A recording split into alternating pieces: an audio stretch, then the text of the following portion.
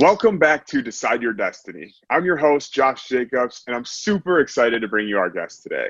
Growing up in Australia, he struggled with drugs and alcohol, undiagnosed dyslexia, and getting kicked out of school before winning a green card and moving to the United States. Shortly after arriving, he landed multiple TV roles and saw a lot of success, but his addiction left him spiritually bankrupt. After making the decision to get sober in 2006, he was able to set a Guinness World Record, write a book, and help many people on the road to recovery. Please welcome author, entrepreneur, entertainer, and the man who ran 30 half marathons in 30 days, Mike Diamond. Thank you so much for being with us today, Mike. Really, really excited to have you here, man.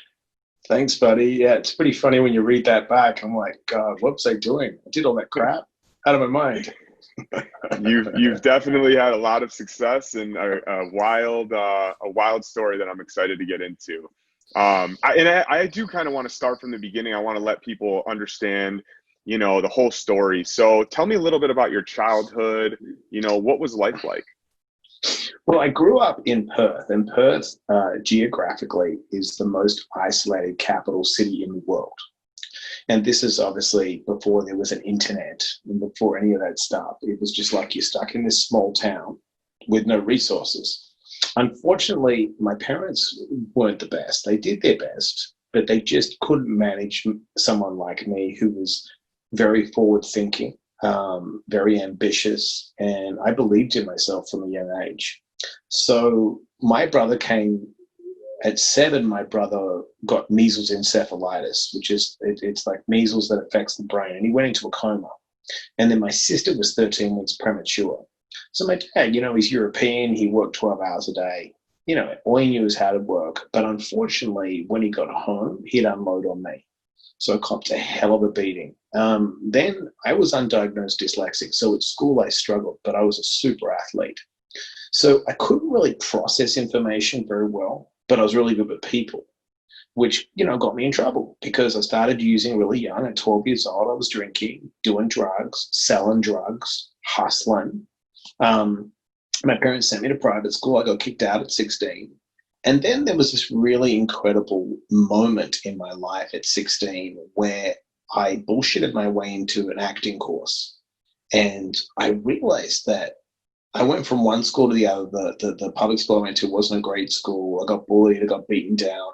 But I had this way, I didn't understand the dyslexia thing, but I could improvise and I could act. So I thought maybe this is what I want to do. So I just dreamed about coming to America. That was it. I'm going to America. I'm going to America.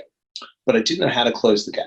So it wasn't like when I grew up. See, the one thing about Australia that's a little different to America is America's about mentorships. America's about, Tony Robbins and Jim Rohn and, Think and Grow Rich. Australia's not like that. Even like recently I watched an interview when someone said, oh my God, you went to therapy? You must be American. They're really backward like that because it's very socialist. It's not an entrepreneur capitalism society. So it doesn't breed that kind of entrepreneur. And when I was a kid, you never talked about entrepreneurship. They're like, you just don't want to fit in and get a job and be a normal person. So I moved to Sydney and got into acting school. But I'll be honest with you, I got sober, then I drink. I got sober and I drank, and I'm hardcore. Like when I did cocaine the first time, that was it.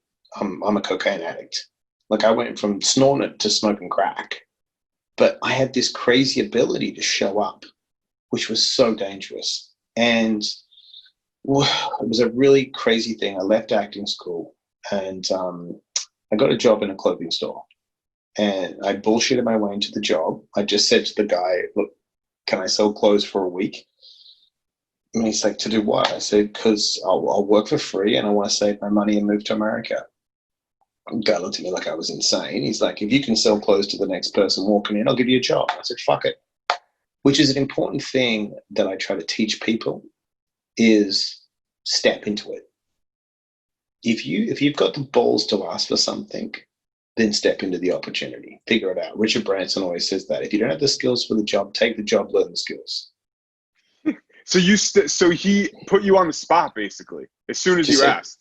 Yeah, and I said, fuck it. So this lady walks in the store, and I believe intuitively there's moments in life And what separates good from great is the people that become great step into those moments and make those moments count. Do you know what I mean?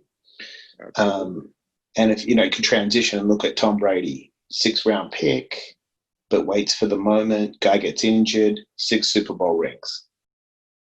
Evander Holyfield, always waiting to knock out Tyson. He's training when no one's looking. Guy put me on the spot. Fuck it. Lady walks in. I suss her out. I improvise. I look at her and I say, "You're looking something for your husband, your son?" She's like, "You know what?"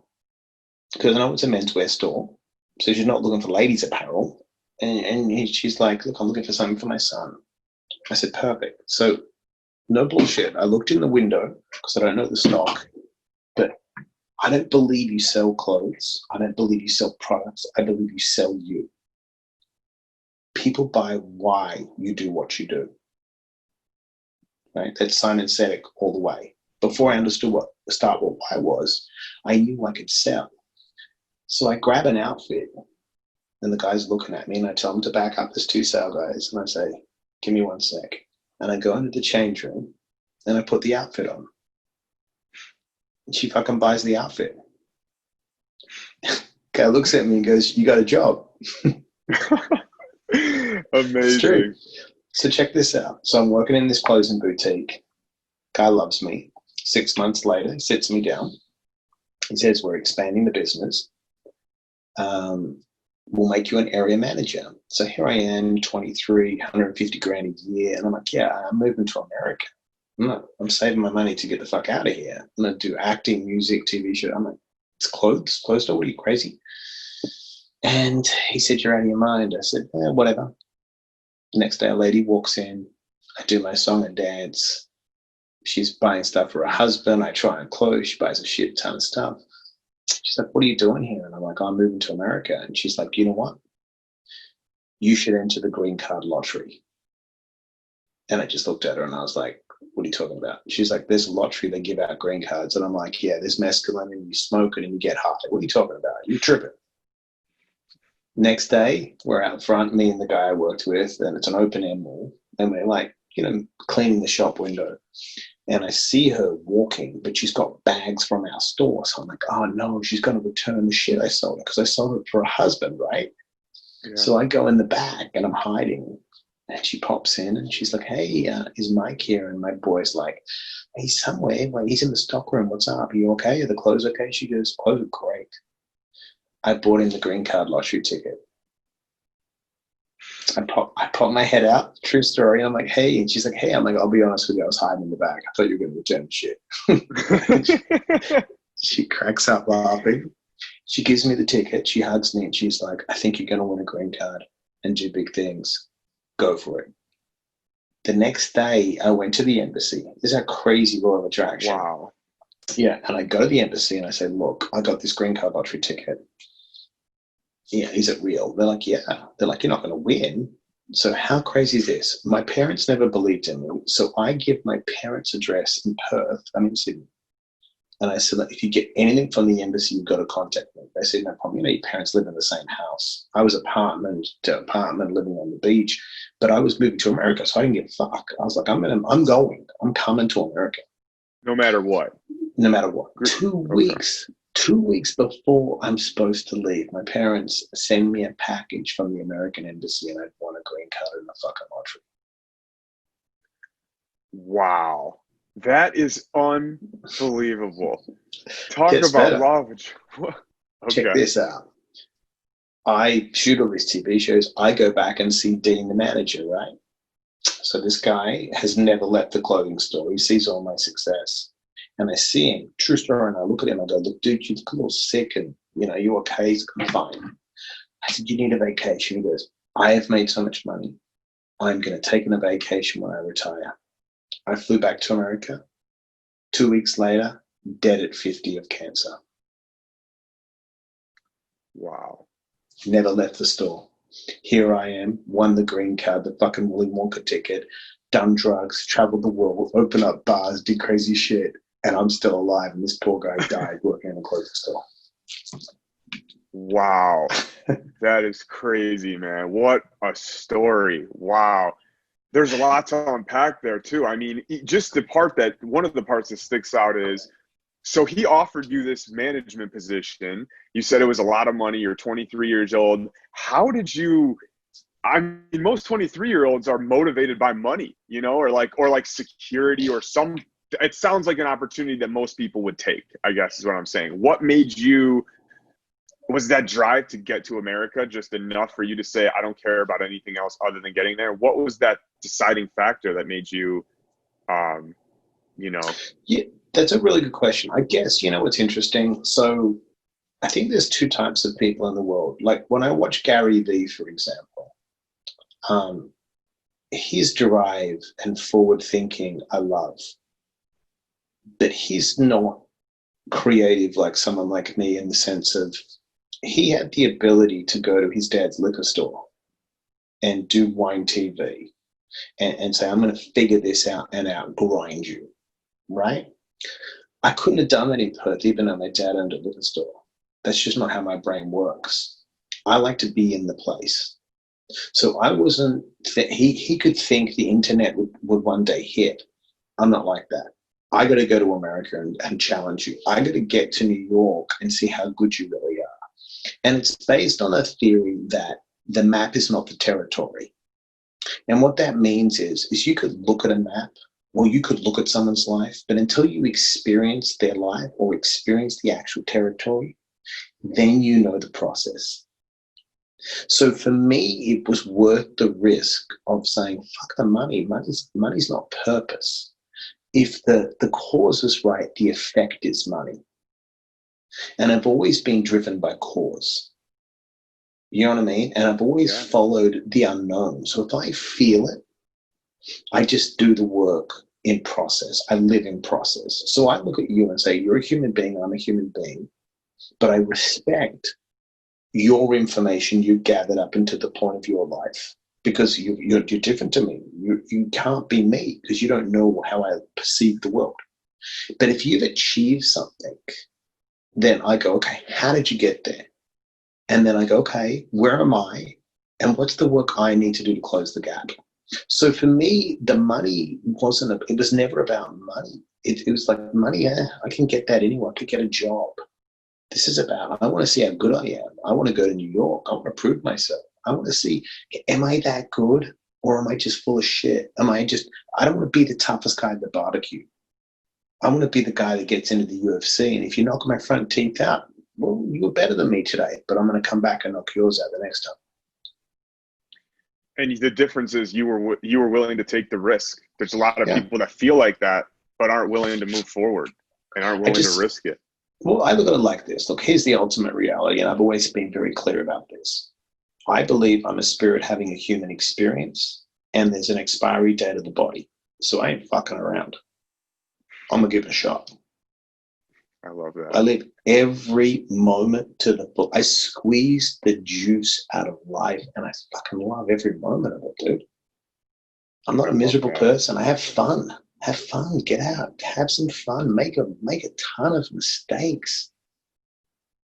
People say, people that know me, that grew up with me, they're just like, they just don't care. I'm like, well, what's it to care about? I'm caring. I just don't take myself too serious, but I take the work serious. Yeah. Wow, man. Yeah. What an unbelievable story, though. Just how she walked in and handed you the green card. That's unbelievable. So, all right. Well, you've obviously faced a lot of adversity in your life. I mentioned a few things in, my intro. You've already brought up a few things. And I kind of want to talk about this for a second because, I used to be one of these people myself, and I see other people do it where they're in a really difficult situation and they're blaming the world, right? And just feel like life isn't fair rather than kind of looking within. And I'm just wondering if at any point when you were facing your adversity or did you feel like that? Did you feel like the world is unfair? Did you ever blame outside factors, or was that not your thing? Yeah, I did. I did. I felt, You know what a really important thing for me was? It was confusing. When I coach someone or when I work with kids, I try to give them simplistic stuff that they don't put people on a pedestal. I think where people give people a disservice is if they've been privileged with some, solid IQ, that you can sit in a classroom and answer questions in a certain period of time, and those, give you a grade, and then, or you've got some kind of inclination to play sports better than other people. You put on a pedestal like, oh, this person's this person's that. Then, you go into a college situation, you get against really good people. Like if you went to Harvard or I went to Harvard, so what? We're both at fucking Harvard. We got in. Do you know what I mean? Then after Harvard, you got to get a job. So they did this study where it was like, I think it was 70% of the people that went to Harvard, only 30% had purpose when they left Harvard, and they set goals and had a good attitude. So to me, I've been very lucky. I think the dyslexia part of me makes me very right-brained, very creative. So I can always figure out a solution. So if I'm faced with a problem, because I'm not left-brained, I'm always looking for what's the niche, what's my way, how do I create this? And that's my dyslexic advantage, that I don't ever get stuck. I just get fucking flexible because I had to live like that, because I didn't understand. Like it was, when I found out I was dyslexic years later, when I was in my 30s sober, I was just like, oh my God, this all makes sense now. Oh, because wow, I would you know what I mean? I would look at things like so differently. Someone would see a problem. I'm like, yeah, but there's 10 solutions to that. Like, what are you talking about? That won't work. I'm like, well, why can't it work? And I'm like, oh, I'm dyslexic. I don't look at things linear. I never look at things straight on. I always come from different angles to try to figure it out. Yeah, and you know what? Actually, that reminds me of something. I was watching your interview on the Playbook recently. Shout out Dave Meltzer. I saw that. You went through some medical issues, and never. This just is on the same topic. That's adversity. Never make excuses. Can you talk a little bit about that and just how you got through that? So June 14th was my birthday. Is my birthday, 2017. I was like stomach cramps, feeling like shit. And my wife comes home and says, hey man, we're having a baby boy. I was like, oh, I knew she was pregnant, which was a great surprise. So my stomach was a little off because I have colitis, but like an idiot, I go, I'm gonna go to the gym and do a bunch of pull-ups. So I do 300 pull-ups, weighted pull-ups, because I was looking at world records. And it was like 350 or something. I'm like, oh, that's 6 a minute. Let me try to do it. And my stomach was a wreck. Like I got home, I was cramping, I was using the bathroom. She got pissed. She's like, oh, I'm going to go to dinner tonight. You have to try to be He-Man. So we go for dinner. Then that night I couldn't sleep. And for 2 days I was pretty bad. So she was upstairs and pregnant. So I'm like, I'll sleep on the couch. I don't want to wake her. And when you have colitis, if you're flaring, you have diarrhea. So I got up to use the bathroom and I didn't have diarrhea. So I was like, oh shit, it's not colitis. It's either my appendix or gallbladder. So I knew something was bad. So she came down the stairs. I didn't want to freak her out because she's pregnant. I said, hey, I think I need to go to the ER. She's like, what are you talking about? I'm like, I think my appendix burst. She's like, wait, your appendix burst? I'm like, yeah, I think it's not my colitis. You need to get me to the ER. So I get in the car and then it hits me. I'm like, oh, this is bad. So we get to the ER, I'm laying on the floor. I'm like, you need to give me a CT scan. They're like, well, I'm like, I'm dying. Something's wrong. I'm dying. I'm literally dying on the spot. And she gives me a CT scan. She's like, you've been in septic shock for 2 days. I need to get you a fucking doctor right now. No one in my network will come. I'm in Glendora, which is near LA, near Pasadena. A guy drives from Barstow to me, gets to the hospital. My wife's pregnant. My best friend comes down, who's born June 14th as well. And he literally says, oh, you're fucked. Like, this is going to be, you're 50-50. Like, we're going to remove your colon. Literally says to me, I'm going to have to cut you all the way down. He's like, you've got the worst septus I've ever seen. So I was like, do me a favor. Could you try to keep my colon? I don't want to wake up with a bag. Look, I'm not got no ego. If it's life and death, take the shit out. If it's not, keep it. He's like, I'll keep it in. He goes, but you'll die. So I get out of the surgery, a 3.5 hour surgery. I have infections all over my body. I'm fucking a mess. I can't walk. I can't move. I lose 50 pounds. And he's like, you got 6 weeks to heal yourself naturally. Otherwise we're taking your colon. I have to remove everything. My colon was rotted, completely rotted. So I just sat by myself and I was like, I got to figure this out. I got to somehow figure out the mind-body connection. And I discovered Joe Dispenza. I love Joe Dispenza, and he had broken back. And I'm like, all right, this is it. I'm going into quantum healing. I'm like, fucking in 6 weeks from now, I'm going to heal myself. So 6 weeks later, I turn back up to his office, and he's just like, who the fuck is this guy? How'd you do it? And I said, I just meditation, diet. I fasted. I starved myself. Like I was specific with get up at 3 a.m, meditate 2 hours. So I couldn't exercise. I was really, I lost 7 inches. They cut off 7 inches off my intestines. Full gut surgery. I was like really bad, and I didn't take the colitis medicine. And then what triggered was really interesting is that the baby came 7 weeks premature. So I was fucking legendary. And I had 2 restaurant deals in New York. And I had this moment where I was sitting by myself and I was like, if I go back to New York to try to save these restaurants, I'm going to lose my marriage and my kid because I got to be there for my wife. Took a huge risk. The restaurants went under. And I was like, I got to heal myself now, still heal myself and start training. And I watched a woman run 100 miles. And I was like, I've never run like that. I lifted weights. I was a good sprinter. I was like, how the fuck do you run 100 miles? And the crackhead in me got obsessive. So I was like, I'm going to go push the baby. And my wife said, what? I built a gym in my ghetto house, like in the garage. I got a nice house, but like fucking pull-up bars and just hanging shit up. Just put the baby in the carrier, lifting the baby, like crazy shit. Like, people are like, what's wrong with this guy? And I said to my wife, I'm going to go run a half marathon. And she's like, why don't you do a 5K? And I'm like, babe, I'm an addict. If I'm going to do it, I'm going to do it. I'm not fucking around a 5K. I'm like, I could run 5K tomorrow with a bad stomach. I'm like, I'm running a half marathon. So I pushed the baby a half marathon in the stroller.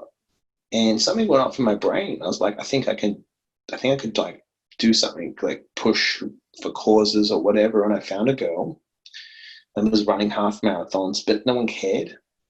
So I rang a friend of mine and he said, you got to go all in, like break a world record. And I called Guinness and I said, hey, what's the world record for most half marathons in a month? And they're like 21, I think it was. And I'm like, I'll do the whole month of August. So in the training, I get a hernia. So I got a fucking, yeah, it's legendary. I get this huge hernia, right? My wife's looking at me like, have you lost your fucking mind? And I start the half marathons with a hernia in August. I have to wear a diaper sometimes because of the colitis, because I'll shit myself. And her friend is in Greece. It's crazy. Her friend is in Greece having lunch and he falls over, or whatever. They rush him to the hospital. He has a strangulated hernia eating lunch. My wife comes home and I'd had an interview with the doctor. He's like, don't do it. She's like, okay, I not watched you die from stomach surgery. You're running with a hernia. This guy ate salad and fell over and died. You're running 400 miles in a month. I'm like, just stay out of my lane. I got this. And I ran the 30 half marathons in 30 days. Wow. Unbelievable. So once again, you had so many excuses you could have made. Oh, yeah. But I love what you said even about pushing your baby in the stroller. Like a lot of people wouldn't, you have a baby. Well, the baby comes first. I'm going to put my fitness to the side. Well, no, I'm going to push the baby in the stroller a half marathon. I just want to be the hardest guy out there. Like I don't try to be like David Goggins. Like I love Goggins, right? I'm not trying to be like the hardest Navy SEAL. But I'll tell you this, in my 40s with ulcerative colitis, that's an addict that has a few things against him, I'll go toe to toe with someone. Like you're going to have to kill me to stop me. Like I've got to switch. Like that's just how I am. Like I came from nothing to this country. Do you know what I mean? Like I've lived in New York. I came with nothing, no hope, undiagnosed dyslexia. So I don't care. Like even when I played sports as a kid, I was never a big kid, but I'm gritty. Like I'm going to get in your face I'm not the guy. When I worked in the club business in New York City, people would say, don't fight with him. Because people would argue with me, like, you don't know me. I respect you, you respect me. But if we're going to throw down, I'm going to throw down. Yeah. You know what I mean? I may lose. I may get my ass kicked. But at the end of the day, you're not going to kick it twice. You're going to think about it like there's easier people than him. Okay, so absolutely. So on that topic about addiction, how it helps you in other areas, I want to transition to that because it's actually a little bit more personal for me. And I actually haven't shared this on the show before, or honestly, really ever publicly. But I struggled with my own drug addiction all throughout high school. And I was actually thrown out of high school myself. I spent over a year collectively in rehab 4 times. I was in jail twice, all before turning 18. Nice. And I honestly, at 18 is when I turned my life around. And I have always said to the people that know me that my addict mentality has helped me have some big successes in business. And you've kind of already talked about it, but I'm just going off of other people who have struggled with an addiction. And how do you think it's helped you? Do you think it's, provided you with some type of advantage when you're working on things, outside of drugs and alcohol? Absolutely. Here's the thing. It's a spiritual disease, and it's about making empowering or disempowering choices. The advantage I have as an addict is when I focus on something and the focus is right, you can't stop me. I'm unbreakable. I don't give a shit. That's why Robert Downey Jr. went from crackhead to Iron Man. Think about it. Look at the transition. Yeah. He couldn't get an acting job. Now he's making $30 million. That's the ability of Darryl Strawberry smoking crack and then hitting home runs. The energy, the problem, and the reason people don't understand it is, if you're born an addict, because you're born with that gene, it's like, they always say, you never send a tiger to jungle school. It's a fucking tiger. You can cage that motherfucker all you want, but at the end of the day, when he decides to quit work, he fucks you up and he takes your head off, and he's not looking for a severance package. That's an addict. The tiger lives inside us. Now, for me, the reason I enjoy it is, in a pandemic, for example, everyone's freaking out. I'm not freaking out. Why? Because I can create. Because I know the power. I know where to focus the energy. So what am I doing now? I wrote a new book in 6 weeks. Someone said to me, how the fuck did you write a book in 6 weeks? I'm like, I'm an addict. Yeah. They're like, what do you mean? I'm like, I wrote 66,000 words in 6 weeks. I'm creating a supplement line. How'd you create it? I rang Sam Bucketeer up. I said, I've got the ingredients. Sam called me at his house. Ingredients is made. Diamond Life Fuel, the company starts. We'll have our first supplement out in 60 days. I called Dave. I said, Dave, the supplement's made. Great. Does it work? This is what I use. How did I create it? People were sending me shit. I'm like, your shit's garbage. I'll make my own. It's better. That's an addict. Do you know what I mean? So that's the advantage, and where the reason I have been lucky is that I got some good guys got me sober, like the best in the business. So there was a group of guys that would come into the bar I owned with Scott Weiland, who were like 15 years sober, like I'm 14 and a half years sober, and they ran the sober community in LA and New York. So I became friends with them. So I listened and I absorbed. Like whatever they told me, I did. Then I fell into the sober coaching interventionist world. The advantage I had is I wasn't afraid to tell people my story. Where people were anonymous, I'm like, I don't give a fuck. I smoke crack. I did this. I did that. So that gave me a head start because people lived in shame. I didn't. Because my philosophy is this. You would call me up and say, Mike, you were a prick last night for drinking and doing coke. Okay, so now you're going to be pissed off that I tell you that I'm sober? See? So I said, fuck you. I'm sober. You don't like it, not my problem. So I would reiterate. Then by telling that story and being open, guess what? All these people started to get open, started to move out of the shame, because the shame keeps you using. I don't have any shame about my past. I make an amends to everyone. I mean, I'll tell you a crazy story, right? I can't tell you the person I'm working with, but they're like a very, very heavyweight celebrity. 8 weeks ago, the reason I meditate, and it's important for people to understand, is right now you and I are talking.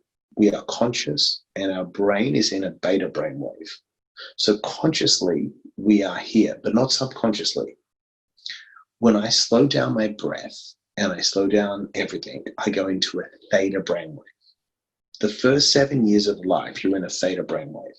The theta brainwave is what controls the subconscious mind. Okay? Now, if I can slow down the breathing patterns, I slow down into a theta brainwave. I get closer to my intuition.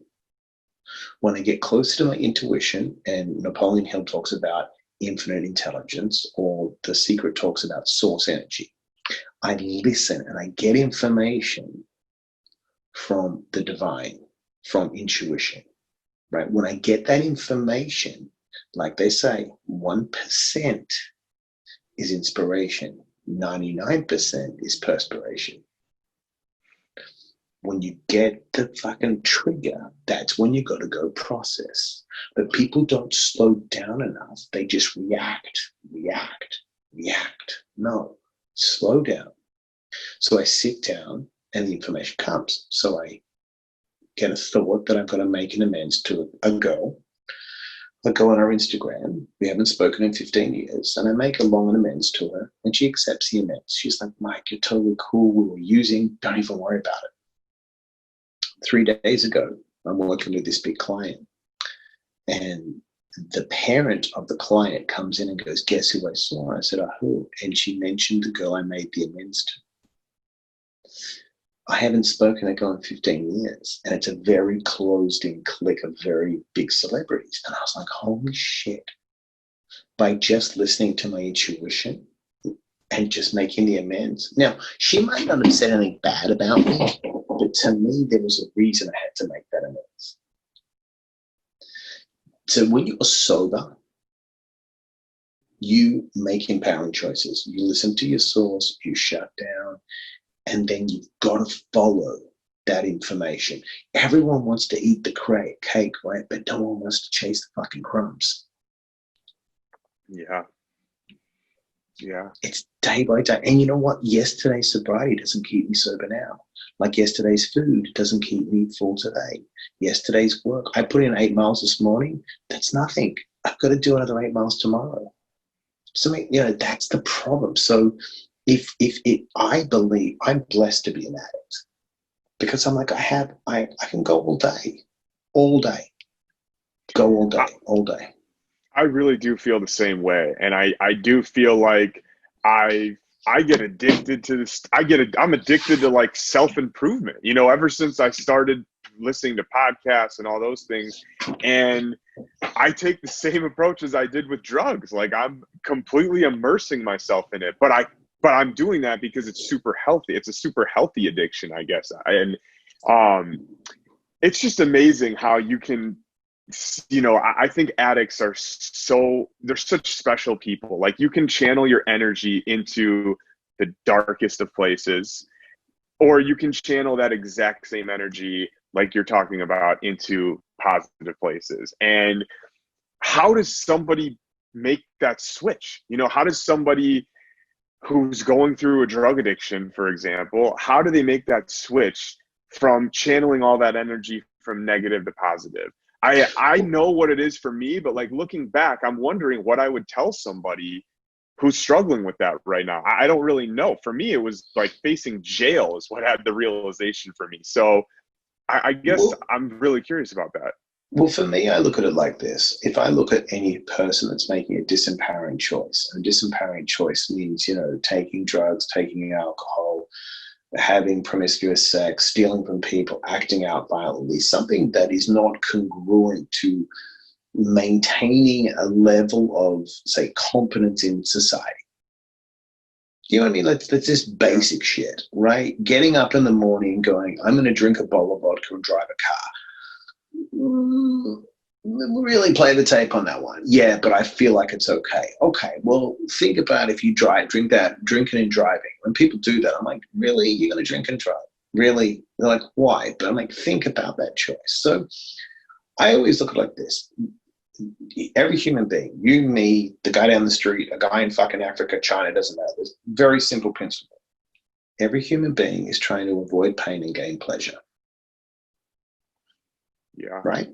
Yeah. Now, as a young kid or whatever, if you've suffered a lot of pain and you haven't had a lot of information that's positive, and you've lost your authentic self in the process, because your authentic self would never make you harm yourself, but you've had to create a false self to survive your environment, right? So you come out. Now, let's just say you're a young kid and we know the brain doesn't develop till it's 25, right? You haven't got a lot of good information, no good mentors, no good indirect mentors like me. You're going to make bad choices because you're going to suffer a lot of emotional pain. Because why? Neurons that fire together wire together. So the first 7 years of your life, this brain, this subconscious mind is fucked up because everyone in your environment has either abused you mentally, physically, sexually, and this software is not functioning. Then the environment is full of triggers, whether it's people's tones of voices, whether it's the images, whatever you're getting, right? So you get into a social situation with other human beings, right, where you've just got to communicate or go to school, because that's what we're doing, right? You're all fucked up. You don't know who you are emotionally because the software's all messed up, right? So when someone has made horrific choices, I look at, okay, forget the choices. Let's look at the motivation of the choice. The motivation is always to avoid pain and gain pleasure. So what's the pain? What's the physical pain they're suffering? And if I can identify the pain, the core, the trigger, is it self-esteem? Do you feel a lack of security because of your education? Are you overweight? What's the fear? Because if you're full of fear, you're gonna lose, you're gonna use. You have to mood alter. You feel disturbed. That's why in every fourth step or whatever you do in resentment, you have a fear inventory. But if we start to look at those triggers and say, okay, we need to build some self-esteem. So how do I become secure, you or me? I build self-esteem, right? I build security. I first of all got to work out what I'm insecure about. Some people might be insecure about their weight, their height, the way they look, how they read, how they spell. There's a bunch of shit. Once we identify what you're insecure about, then you say, okay, I'm not going to beat myself up anymore. I'm going to do a little bit of work to gain some skills or some knowledge and some experience so I can remove that insecurity and fear. So when I step out into the world or I put myself out there, I have a strong enough foundation with myself that every time I receive information, I don't take it personally. You know, that's what stops people taking risks. I don't care. I seriously don't care. I don't give a fuck. Someone could have an opinion, like, that's your opinion. That's awesome. Stay out of my lane. You don't pay my taxes, right? You're not going to put my kids through fucking college. You're not banging my wife. And if you are, then I'll find someone else. It just, do you know what I mean? So I'm like, fuck off. So I tell people, if you can't be a good person and can't be positive, fuck off. Get out of people's lane. Like, help people. So, you know, you're only mood altering when you're in pain. Now, there's people that mood alter when they want pleasure, of course. There's like, well, I drink when I'm happy, I drink when I'm sad. But deep down, there has to be a driver of pain and insecurity and fear. Yeah, absolutely. I'm thinking, I'm going back. I'm thinking about my own journey. And even more recently, I mean, ever since this addiction to self-improvement started, like, I have been addicted to it. I mean, I was sick of the way my body looked. I was overweight. I've been overweight my entire life. And once I started these podcasts, you know, it all comes full circle. I mean, the fitness is just part of it. Like, I'm doing the 75 hard challenge right now, and they say that, you know, the physical change is just a byproduct of the mental change. And it's so true. I mean, the mental change is what helped me lose 85 pounds. I've wanted to lose weight my entire life. So it's awesome to hear you talk about that. And You said something else about other people's opinions. One of the quotes you have in your book, I actually wrote it down, is other people's opinion of you is never your reality unless you can make it your reality, which I love. So actually, can you talk about, I mean, that's, explain that for a second. I learned years ago that the reason I speak, all right, if I felt something, like it could be anything. If I felt like I could do something and someone said it's impossible, I would be like, it's probably impossible for you. And they're like, what do you mean? I'm like, well, you can't see what I can see because it's my vision of the world. And for years, people doubted me. So I would get off on proving people wrong. I'd be like, you don't know what's inside me.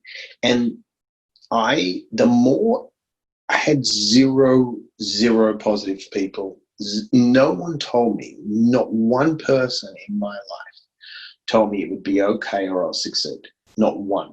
From school teachers told me I'd be a loser, from my parents to just fucking kids at school, from beaten down. And it just drove me more to be like, fuck you. You're going to read about me. I'm going to prove you wrong. Every bit of negative information made me stronger. It was literally like protein. Like I took it all and I just pumped up. It made me pump up more. It was the craziest switch in my brain. I was just like, you don't know me. You are so wrong. Like you're blinded to my ability. Now here's the crazy thing. To this day, my parents will never read one of my books. Never, no one in my family will. My dad rings me up and says, do you have a job? Like they can't fathom, because they took the first part of my life where I failed school, and their opinion of me is those grades. Do you know what I'm saying? Yeah. So I don't ever base someone else's assessment. And then what I do is I gather. So if I read a story, I don't need a lot of information. If I read a story and say, Roger Bannister broke the 4-minute mile. Okay. Everyone said it could be done. He did it. I'm like, okay, so what else is possible? So I want to live in the 1%. If someone says to me, well, is it like a 1% chance? I'm like, that's a lot. Because if I own 1% of like Apple, if I own 1% of Amazon, that'd be pretty cool. So I'm like, I would rather live in the 1% and take the road less traveled and be the guy that people tell. I get off from people telling those stories like, dude, he started a supplement company out of his fucking garage. That's everywhere. What kind of psycho does that? Oh, that's the guy that ran with a diaper on. That's my brain. I'd rather prove you wrong.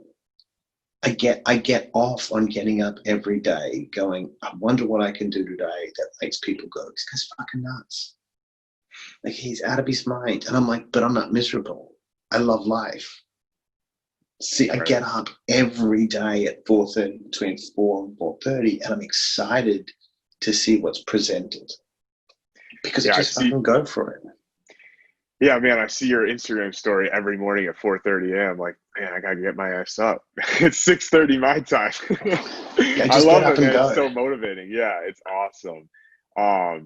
Well, you mentioned the supplement companies. I see that you're creating a few new things, a couple new brands. Can you talk to us about that a little bit? I want to hear what you're doing. Yeah, so Diamond Life Fuel came out of, basically I had to heal myself naturally. And I'm not going to put a product out there that I can't use. So I was getting a lot of products, and I'll be honest with you, this is where I'm a fucking weirdo. I dissect everything. So I literally take powders. My wife thinks I'm like some kind of, she's like, you failed at chemistry, but now you're making fucking supplements. So I literally dissect powders and I get milligrams and I put it together, and then I try stuff and experiment. And if it's good for my stomach, which is I heal myself naturally, I don't have a GI doctor, I'm fitter than anyone out there, I can go all day. And I literally called someone. I called Sam Bakhtiari. He's the supplement king. I said, Sam, I've got an ingredient. for really, really good cognitive performance, because I want to work. I don't take ADHD medicine, even though I'm full-blown ADHD. So I was like, I want to create something that people can use and feel good, you know? So I came up with the formula, I sent it to Sam, he sent it to his lab, and it came back, and Sam tried it and went, this is fucking good. And his lab guy went, this guy's, yeah, you couldn't have made this up. This guy obviously takes this. So the first is it's a cognitive performance supplement first. Basically, it's got some caffeine in it, and it's got different nootropics in it. It has tyrosine in it. It has L-theanine, L-phenyline. It's got 1,000 milligrams of vitamin C, 1,000 milligrams of turmeric. So look at it like this. Look, someone goes to Starbucks. They get a coffee.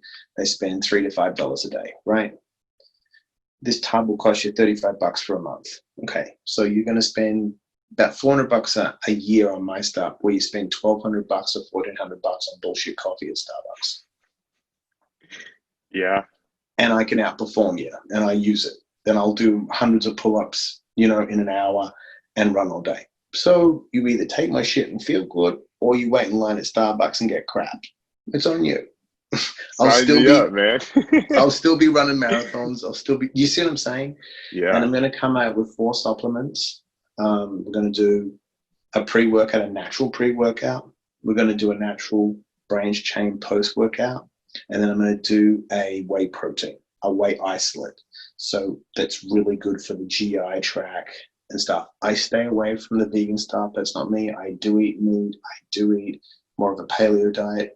The vegan people do the thing. I stay away from the bodybuilder stuff. That's their thing. This is all about, this helps addicts. This is, cognitive performance, and it's good for your belly, because if I can use it, anyone can use it. My belly's not good. The second brand is the Conscious Outlaw, which is a mindfulness based movement that I've created, which will be returning into a teen outpatient program. I talk about the Conscious Outlaw in the first book, which is a set of principles that I created based on Stoicism and like the late great Viktor Frankl. It's all about positive psychology. It's all about post-traumatic growth, not post-traumatic stress. So a video series, I'm doing a video series now, which will flip into a brand, which we're putting together, clothing and different cool, just all about lifting people and giving them a dose of positivity to help them get through what they're going through right now. That's amazing, man. That's awesome. I'm looking forward to trying it out for myself. I'll give you a tub. You'll love it. It's good. Look, dude, we're doing fruit punch first, and I'll be honest with you, because I'm putting it out. I tried it. I was like, damn, it tastes good. It's natural, and I stayed away from any artificial sweeteners. I didn't want people to, and I took a risk because turmeric can be a little bitter, but I got the ingredients perfect with the turmeric, because turmeric is so good for your body. Yeah. It's so good for your body. Awesome, man. Well, congratulations. That's really exciting. Thanks, brother. I have a couple more questions for you, but first I just want to let people know where they can find you. Tell people where to follow you, where to get your new brands, everything. Let them know. All right. So on Instagram, it's the Mike_Diamond.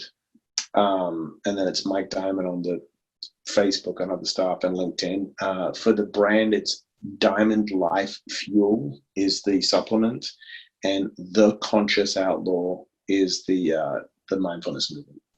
Awesome. I'll put all these up on the screen here if you're watching this as well.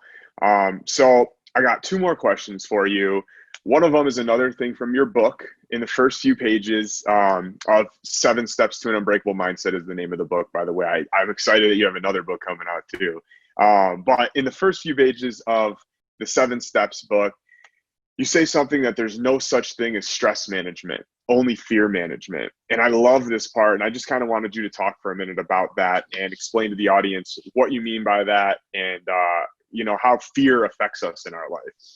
Yeah, well, I think people focus on, I'm stressed out at work, I'm stressed out at this, I'm stressed out with life, right? I'm stressed out at the pandemic. But I'm like, well, actually, you're not stressed, you're afraid. You're afraid you're not going to get what you want, you're going to lose what you have, or you've done something in the past and you're worried that people are going to catch you, or you're worried about your future.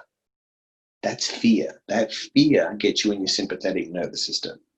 When you're in your sympathetic nervous system, you're in fight, flight, and freeze. You're not here present.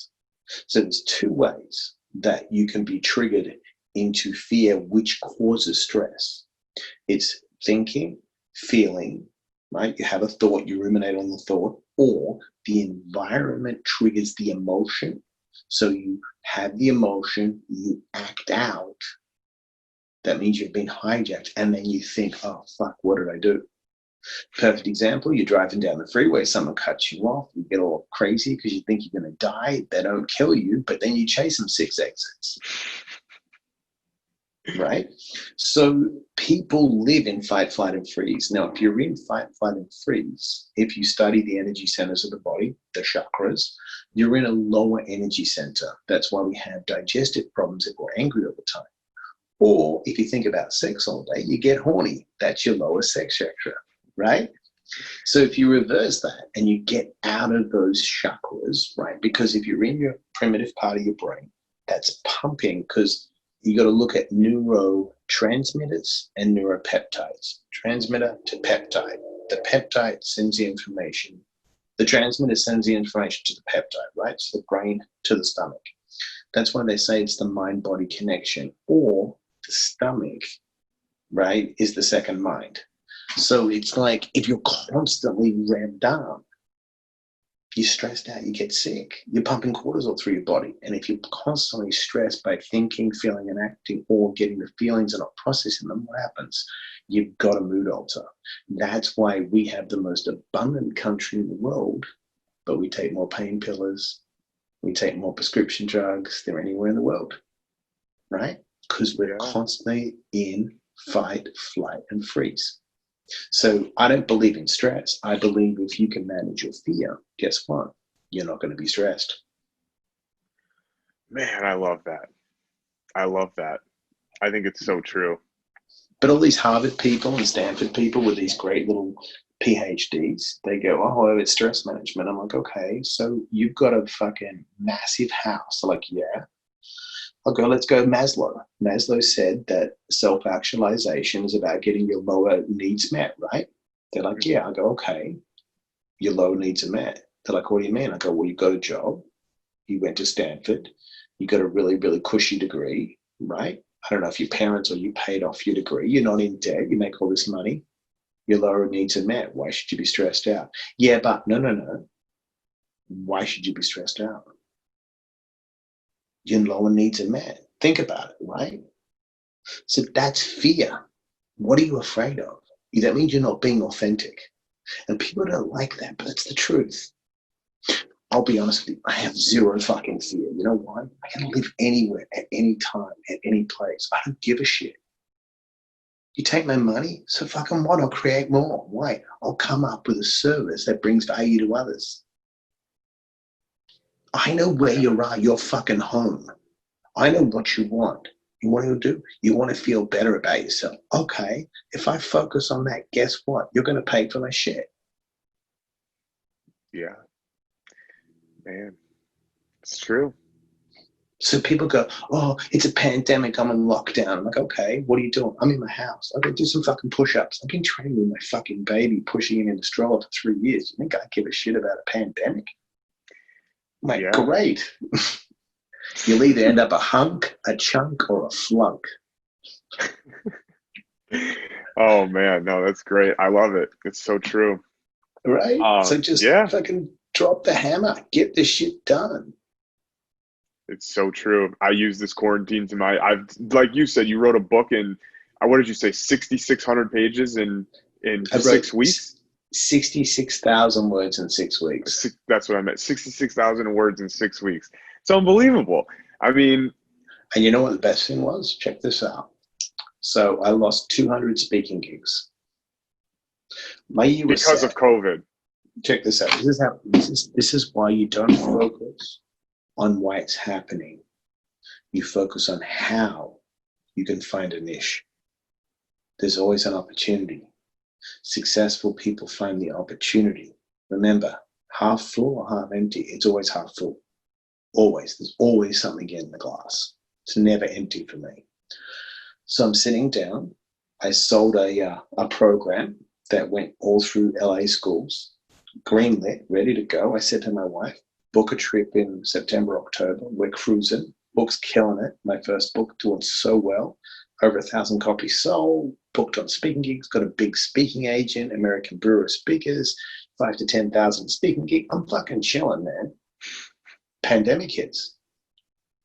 Okay, lose all my speaking gigs. Okay, so I sit down. Always go back to process. I'm in a meditation. Come out of the meditation. I start writing. Okay, shit, a book's coming, new book. I just go with it. I write the first 10,000 words. I send it to a friend who's a really good editor. I said, I've written 10,000 words. I'm not sure. I think it's a book. She reads it. She goes, it's a book. Keep writing. She goes, you've got 6 weeks. I've only got so much time off work. I'll do the first edit in 6 weeks if you can finish it in 6 weeks. I get up at 3:30 every morning, meditate, write. Now, check this out. I had the baby. I don't give a fuck. I put notes in my phone. I connect a Word document. I'm running with the baby so my wife can sleep, speaking the book in the phone. I go home. I re-edit the notes. I'm on the stationary bike, on the iPad, typing on an iPad, putting it into a Word document, tidying it up. I wrote the whole book, I swear to God, in 6 weeks off my phone and my iPad. It's not about everyone's looking for the perfect moment. Everyone's looking for the resources. No, be fucking resourceful. You want to run a marathon, you can do it barefoot or within sandals like a Kenyan. Stop making excuses. And now guess what? I've got huge agents coming after me for the book because people need a new book. Right? Everyone's bigger me. And I'm creating a supplement line, all in a pandemic. Bring it. Shut us down for another 10 years. I don't give a shit. I'll create 10 more businesses. Man, that's amazing. And one of the things you just said too is like, I want to be respectful of your time. I know we got to end up, but one of the things you just said too about just stop making excuses, get the shit done. That's been one of the biggest changes in my life is instead of looking for motivation, looking for a reason to do it when I'm not motivated. You know, I kept hearing successful people are the ones who do the shit when you're not motivated. And that's been the biggest thing for me. Like, I doubt you wake up every single morning at 4:30 a.m. excited to do what you're doing. Maybe you do, but I guarantee you there's one day where you're not excited. No, I'll tell you the difference. No, successful people do the work no matter how they feel. Unsuccessful people only do work when they feel good and feel right. You're never going to feel good. You're never going to feel right. I will be straight up honest with you. I do not wake up at 4:30 and want to do it. I don't. I just know how to associate massive regret with procrastination. Yeah. I fuck with myself. I'm like, I am going to be so angry at myself by 8 o'clock if I don't drop the hammer now. And that motivates me every fucking day to get out and do more. That's how I rewire my brain. I'm that hardcore. I'm like, I'm getting up and I'm going to put in 8 miles, because even if I do 8 miles today, I have gone 6, 7, 10 days straight where I have never once wanted to do it. And then I look at my logs and I go, I did 60 miles, 80 miles in a week, and not once did I want to do it. That gives me an edge over the guy that's always looking to feel good. No, I don't worry about how I feel. I work till I feel good. I create the feeling. Do you know what I mean? I get up and go, and eventually, look, I could run 13 miles right now and feel good for a minute. That's it. But you know, at the end of the day, I go, I've got an edge on the other guy because I finished and that guy's waiting to feel good to run the 13 miles. I'm already a day in. Yeah. Do you know what I mean? It's about starting the business, about doing the core, it's about doing the things that people don't want to do. Then they go, how'd you do it? I go, the difference is I did it.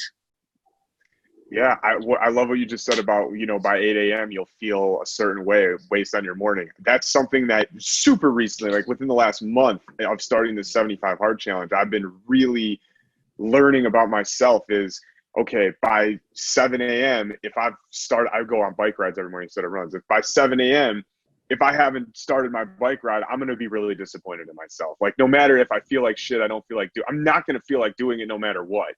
But I know that by 7 a.m., if I'm out there 15 minutes into my ride, I'm going to feel a lot better than if I'm laying in bed thinking about shit I should have got started. So, man, I love that. All right, one more question for you. Just what is one or a few things somebody should start doing daily to cultivate a better mindset and decide their own destiny? Breath work every morning. There's 3 techniques I use. The first technique is you're going to take your thumb, you're going to inhale one side, hold this finger, exhale. 3 rounds. It opens up the left and right hemisphere of the brain. Okay, it's a Kundalini technique. The second technique, you're going to do breath of fire. Breath of fire, you're breathing in through your nose and you're pumping your diaphragm. So when I breathe in through the nose, the diaphragm expands. So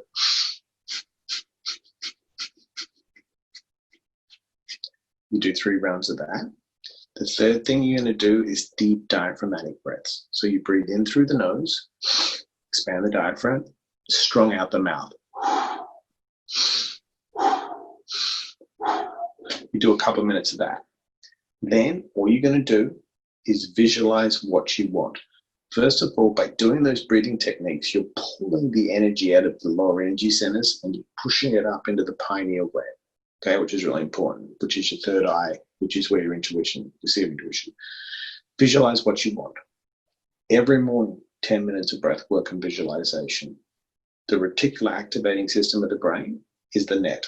What you put out, you will receive. What you focus on expands. Okay? Second thing, inventory. Every morning, write down your attitude. Okay? Usually my attitude's about a 4. Then write down the action you need to take to have a better attitude. Then write down something you need to accept in the present moment. For example, I need to accept that I've got to work on my patience. I need to accept that I'm fucking building a company and I've got all this stress. I need to accept that my baby, I've got a young baby. I need to accept that I've got bills. It's fine. Write it all down. Okay. Then gratitude. 3 things in the moment you can be grateful for. Okay. Every day you have to do that. The third thing I would do is get used to fasting. 16-8 protocol. And I'll tell you why. Get used to using the energy that you have, and fasting will help you become grateful and not overconsume calories, because we waste so much time holding fat cells and eating toxic foods for pleasure. Not good. Breath work, inventory, fasting, and read at least something positive in the morning when you first wake up. Anything, whether it's a quote from someone or watch a mind movie, and get in the habit of reading it. And do it every day, no matter where you are in the world. Like the other day, I went to Big Bear on a vacation with my wife, and I was like, perfect. It's high altitude. I'm going to go push the baby 10 miles. I ran 10 miles uphill with the baby 2 days back to back. Was it hard? It was fucking brutal. But you know what was great? My lungs wanted to explode. I felt crazy. And I'm like, I'm out here on a Saturday and a Sunday putting in 20 miles where most people aren't doing it. That allows me to then get my package when I'm sending out my, supplements, the first 1,000, and writing a letter to someone, because I had the patience to go through that process and say, thank you for buying my supplement. I hope you enjoy it. Please review it, stay in touch. That gives me the discipline to go through everything meticulously. Wow, that is great advice. And if you're listening to this, you should definitely watch the video version on YouTube to see the breath work and actually what to do. But man, Mike Diamond, thank you so much. This is amazing. Everybody go follow Mike. I'll put all of your social media handles up here on the screen. It's been seriously a real pleasure to have you here. Thank you so much, Mike. If you got value out of thank you. If you got value out of today's episode, please subscribe and share. It would mean so much to me. And I hope you guys have a great day. Thank you so much. Mike Diamond, go follow him. Appreciate you.